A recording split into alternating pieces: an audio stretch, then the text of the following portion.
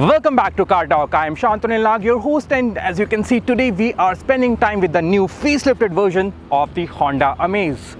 Now this remains one of the best selling cars from the Honda lineup in India. However, with the rising popularity of the SUVs, is the Honda Amaze still relevant in this segment?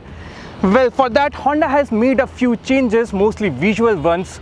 Stay tuned for the next few minutes and we will take you through all those changes that Honda has done in the new Amaze.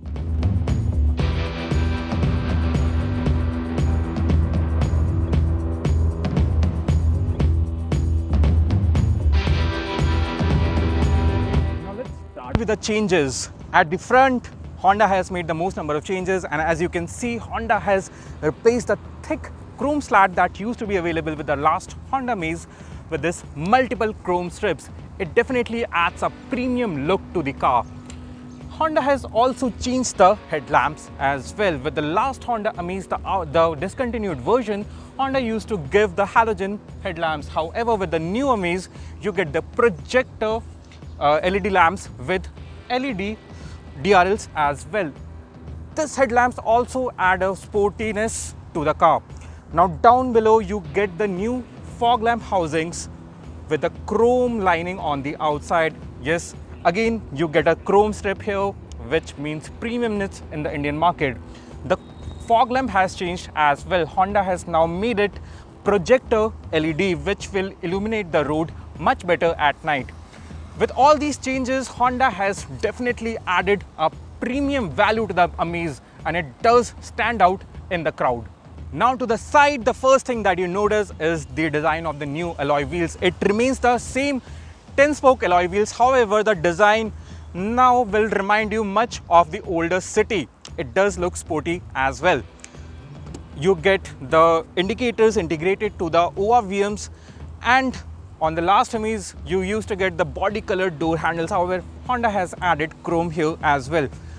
That's about the changes. You get to the side, you get a nice sloping roofline, and there is a shark fin antenna as well. Now the overall design of the Honda Amaze from the side does look very interesting because it is designed from the ground up and it is not based on any other hatchback like many other cars in this segment.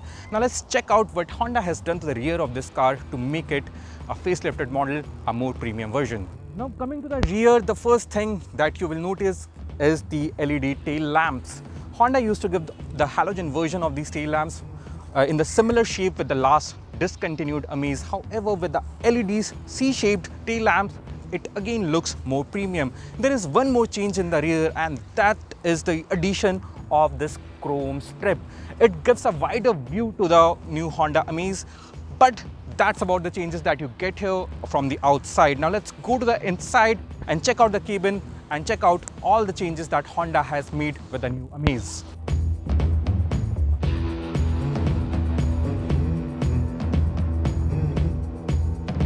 Now we are inside the cabin of the new Honda Amaze, and it gets a familiar dashboard just like the pre-facelift version. However, to make it more premium, Honda has added this satin grey or chrome colored on the dashboard in many places. This color has replaced the piano black finish that used to be available with the previous version. You can still find it at some places, however at most parts you get this new satin chrome. The plastic at places is hard touch. It's actually hard plastic all over the dashboard, all over the glove box, and even on the side as well. However, the overall dashboard does look very premium.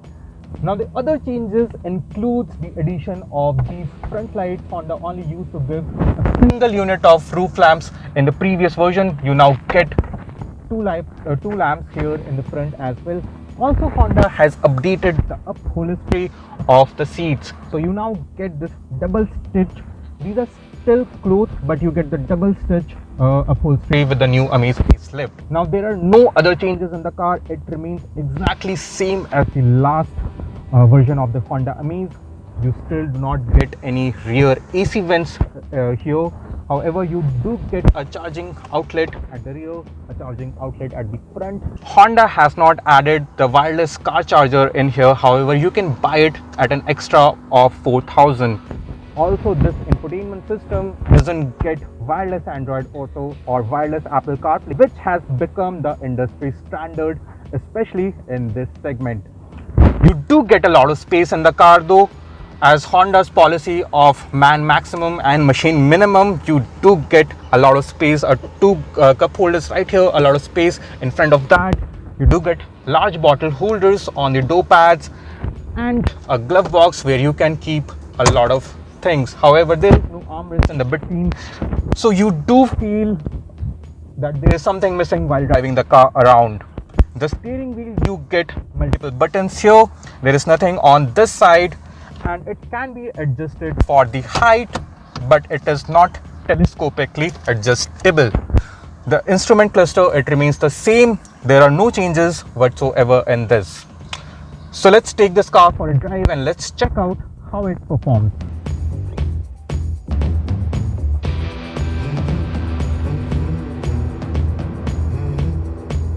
Now let's start with the driving part of the new Amaze facelift. Honda has not made any mechanical changes in this car. It remains exactly same as the pre-facelift model. We are currently driving the petrol automatic version. It is powered by a 1.2 liter naturally aspirated 4-cylinder engine, and it develops a maximum of 90 PS and 110 Nm of peak torque. It is available with a 5-speed manual transmission and with the CVT automatic that we are driving today. Honda also offers the diesel variant, which is powered by a 1.5 liter engine, and it gets two different set of powers. With a manual transmission, the diesel engine produces a maximum of 100 PS and a peak torque of 200 Nm, while with the CVT it produces 80 PS of maximum power and 160 Nm of peak torque. Now, since we are driving the petrol automatic only, we will focus on the driving dynamics of this engine only. So currently sitting in the car, the seat is quite comfortable. You get nice bolsters on the side. The steering wheel is adjustable. However, it is not telescopically adjustable. You can only adjust it for the height. We have put it in the drive mode and the engine is on. You can't hear anything. It's so smooth, it's so silent. However, once you start driving it around and reach the higher RPMs, a lot of noise filters in the cabin, and that's because it's a CVT, so the RPM, it jumps to the higher rev limits, but the speed remains low. It rises very slowly since it's a CVT. Yes, Honda has provided a 7-stepped CVT transmission, which can be controlled through these two paddle shifters right here. So there are predefined ratios which can be changed from these paddle shifters right here. You also get a sports mode as well. So driving the Honda Amaze on the city roads, if you're not driving it very enthusiastically, and if you're driving it like a normal person going from home to office on their regular jobs in a driving mode, you will feel the car is extremely silent. It has got ample power, and it doesn't let the outer noise enter the cabin much. So we will go through the speed breaker now. As you can see, the ride quality is good. Yes, the suspension is little on the stiffer side. However, that helps you to take the corners at good speed, and it also gives you good amount of handling dynamics as well. As we are taking this corner at around 40, nothing moves in the car, everything stays stable, and this was a big 90-degree corner. Now the power delivery, if you're not doing your regular home to office commute and if you want to drive this car enthusiastically, well, there is a bit of a problem since it's a CVT, and as you can see, I am at the lower RPM range.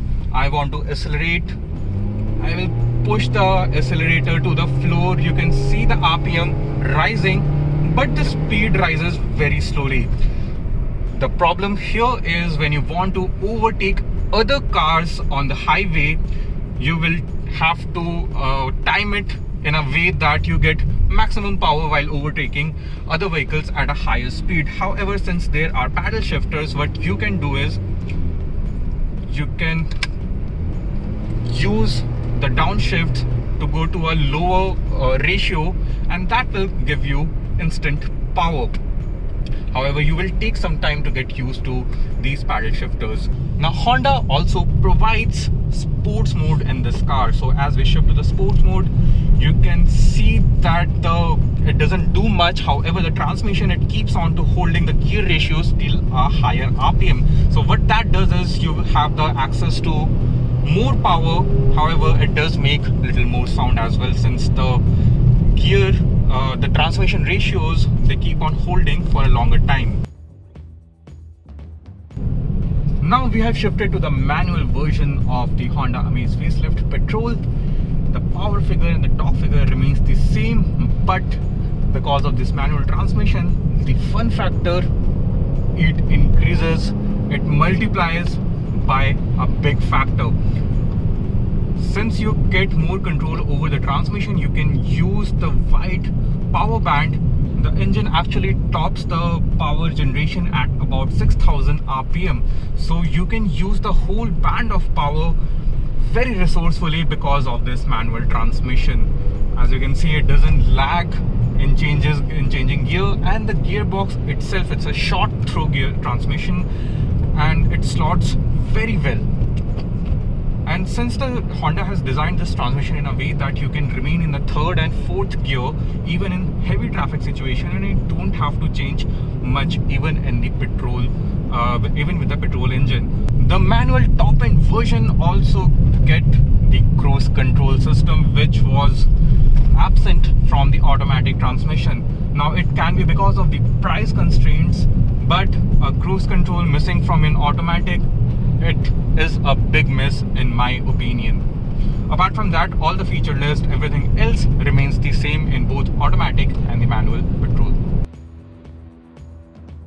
So that's all the changes that you get with the new Honda Amaze facelift. However, this car is still missing out on a few features.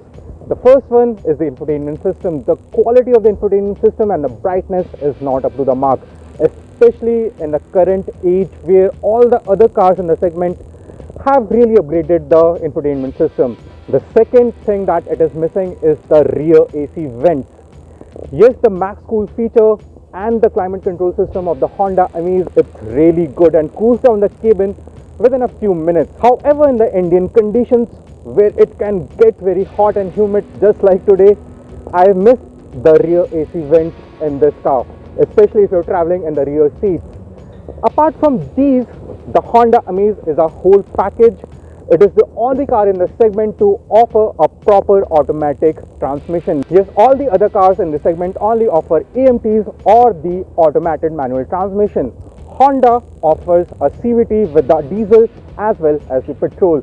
With the popularity rising of the automatics in the market, this surely will catch eyes of a lot of customers who are not bitten by the SUV bug yet.